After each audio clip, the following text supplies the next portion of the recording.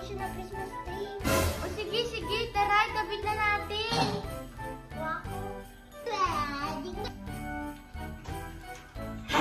Taray, kinakabit niyo yung mga decoration ng Christmas tree.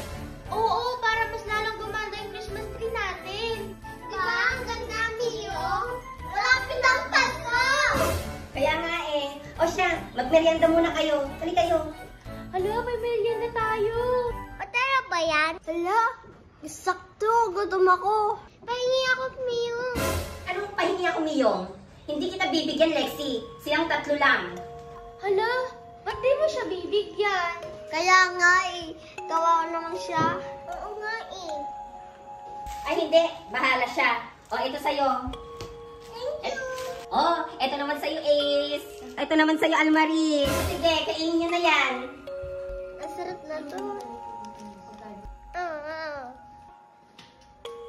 Pwede pa humingi sa inyo. Nagugutom na kasi ako eh. O sige, sige. Wag lang natin ipakita kay Miyong. Baka kasi magalit siya. O, ito. Kainin mo yan. Oo po. Kunin mo na din to. Ano yan? Ha? Hala! Nakita ni Miyong! Hala! Sino nagbigay ng pagkain sa kanya? Ha? Almarie, Ace, Riven. Kawawa po kami siya. Kaya po binigyan na lang po namin ng pagkain. Kaya nga po. Lexi, amin na yan. Ikaw ha? Pumunta ka dun sa kwarto. Oh, kainin nyo yan. Wag na wag nyong ipapamigay ito kay Lexi ha. Kawawa naman si Lexi.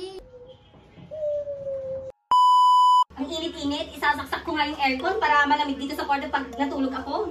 Mga bata! Bakit po, Kuya Miyong? Ba't kami tinawag?